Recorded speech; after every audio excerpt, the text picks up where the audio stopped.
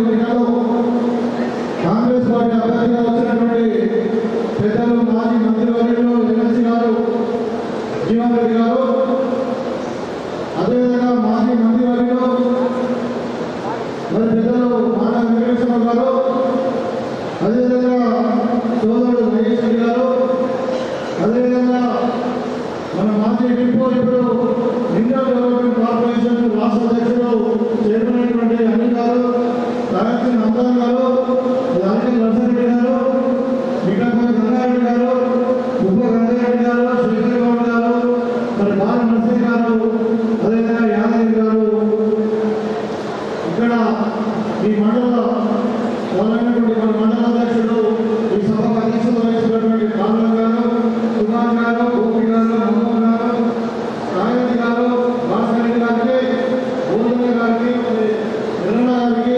అదేవిధంగా ఆనంద్ అందరూ కూడా వేదికమైన ప్రజలకు మరి వివిధ గ్రామాలను వచ్చినటువంటి టీఆర్ఎస్ నుండి బీజేపీ నుండి చాలా మంది ఈరోజు కాంగ్రెస్ పార్టీలో చేరడానికి ఇక్కడికి వచ్చినటువంటి మాజీ సర్పంచులు, ఎంపీటీసీలకు, అదేవిధంగా కాంగ్రెస్ శ్రేణులకు, అదే ముఖ్యంగా పత్రికా విలేకరులకు, ఇక్కడ అందరికీ నమస్కారం తెలియజేస్తా ఉన్నాను. మీకందరూ కూడా తెలుసు ఇప్పుడు ఎన్నికల సమయం. మే 13 నాడు మన పార్లమెంట్ ఎన్నికలు జరగబోతా ఉన్నాయి. ఢిల్లీ ఎన్నికలు అక్కడ ప్రధానమంత్రి ఎవరైతే నిర్ణయించినటువంటి ఎన్నికలు మన డిసెంబర్లో మన రాష్ట్ర విధాన ఎన్నికలు జరిగి మీకందరూ కూడా తెలుసు. మీ అందరి శ్రమతో, మీ అందరి సహాయంతో మరి వాళ్ళ నేను మీ ముందర ఎమ్మెల్యేగా నిలబడ్డాను. అదేవిధంగా ఇక్కడ మన రాష్ట్రంలో కాంగ్రెస్ పార్టీ అధికారంలోకి వచ్చింది. మన ప్రియతమ నాయకుడు రేవంత్ రెడ్డి గారు ముఖ్యమంత్రిగా ప్రమాణ స్వీకారం చేసిన తర్వాత ఆ రోజు 6 గ్యారెంటీలు చెప్పాం.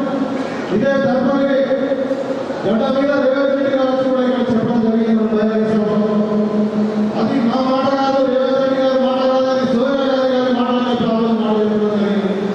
కాంగ్రెస్ పార్టీ మాట ఇస్తే మాట తప్పదు, ఖచ్చితంగా చేసేదని చెప్పి 6 గ్యారెంటీలు జరిగింది. జరిగిన తర్వాత అధికారంలోకి వచ్చిన తర్వాత మీరు చూస్తామని గత 100 రోజుల నుండి మరి మీరందరూ కూడా అధికారులు ఆల్రెడీ ఫలాలు అనుకుంటా ఉన్నారు. డిసెంబర్ 9 నాడే ఇక్కడ ఉన్నటువంటి మహిళా సోదరులందరూ కూడా మరి ఆర్టీసీ బస్సు తీయడం జరిగింది. ఇవాళ 100 రోజులలో మరి దగ్గర 30 కోట్ల మంది మహిళలు వివిధ రకాలుగా మరి ఆర్టీసీ బస్సులు ఉచితంగా ప్రయాణం చేసి కాలేజీలో పిల్లలు కావచ్చు, ఇక్కడ ఉన్న అందరూ అక్కలు మరి సమ్మక్క సారక జగన్ పోయినా, లేకుంటే ఇంకెక్కడ ఏ దేవస్థానం పోయినా, లేకుంటే వాళ్ళ పిల్లలు చదువుకున్న హైదరాబాద్ పోయినా, మరి షాపింగ్ నిజామాబాద్ పోయినా తెలియదు కానీ మొత్తం మీద 30 కోట్ల మంది మహిళలు ఇలా ఆర్టీసీ బస్సు ప్రయాణం చేసింది. అదేవిధంగా మరి పేదవారికి ఆరోగ్య ఖరీదైంది. మరి ఆరోగ్య పథకం నీరు కాలిపోతుంది. మరి పేదవారికి కాంట్రాక్ట్ వైద్యం అందించాలని చెప్పి దాంట్లో ఇంకా కొన్ని వ్యాధులను యాడ్ చేసి మరి ఎంత పెద్ద ఆపరేషన్ కానీ ఎంత పెద్ద హాస్పిటల్ అయినా గవర్నమెంట్ హాస్పిటల్లో ఫ్రీగా ట్రీట్మెంట్ ఇవ్వాలని చెప్పి ఆలోచించి 10 లక్షల పెట్టడం జరిగింది. అదేవిధంగా మీకు అందరూ తెలుసు, ఇవాళ మీకు అందరూ కూడా వ్యవసాయానికి కరెంటు ఫ్రీ చేయడం ఎప్పుడు చేసినాము? 2004లో పెద్దలు రాజశేఖర రెడ్డి గారు ముఖ్యమంత్రి సత్యాగ్రహి వ్యవసాయానికి ఉచిత కరెంటు ఇచ్చింది.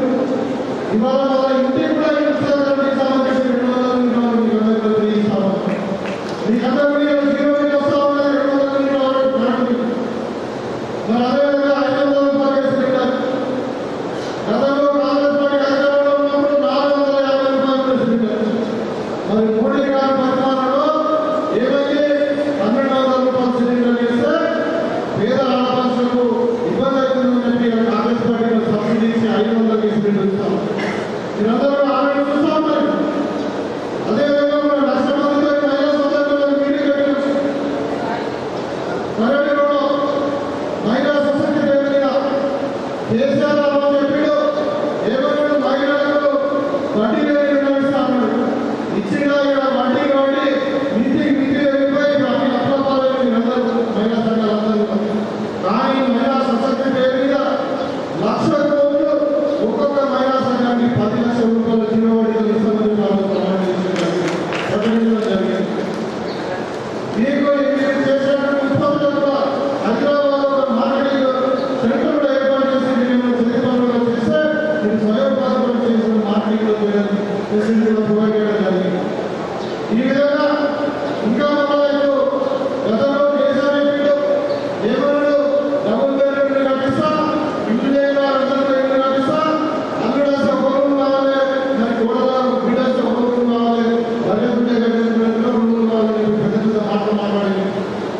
ఎన్నికల ప్రచారం కూడా చెప్పాం.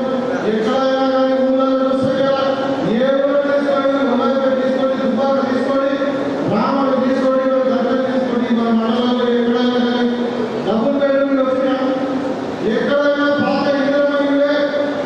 అందుకని మన ముఖ్యమంత్రి గారు రేవంత్ రెడ్డి గారు సభలో చెప్పారు, టీఆర్ఎస్ వాళ్ళు మీరు ఎక్కడైనా డబుల్ బెడ్రూమ్ కట్టిందని ఓట్లాడండి, లేకుంటే ఇంద్రమయ్య కట్టిన మేము కడతాం, మీకు డిపాజిట్ వస్తే ఎక్కడ చాలా చేయడం జరిగింది.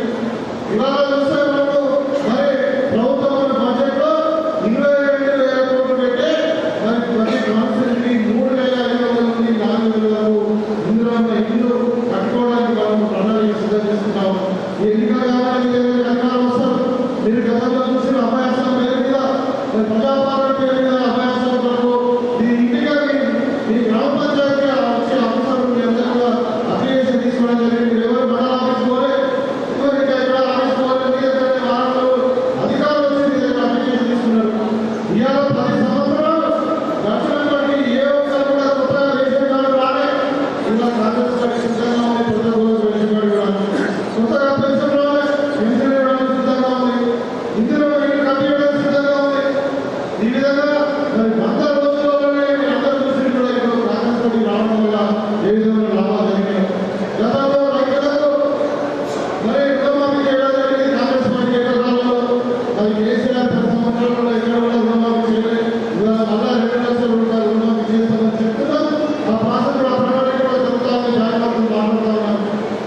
ఈ విధంగా మరి రైతుల పక్షాన, మహిళల పక్షాన, అదేవిధంగా యువకులు మన తెలంగాణ ఉద్యమంలో మీరు ఉద్యమకారులు అందరూ తెలిసినామని, ప్రాంతంలో తిరిగినామని ఆలోచన ఇంటికి ఒక ఉద్యోగం ఇస్తామన్నారు.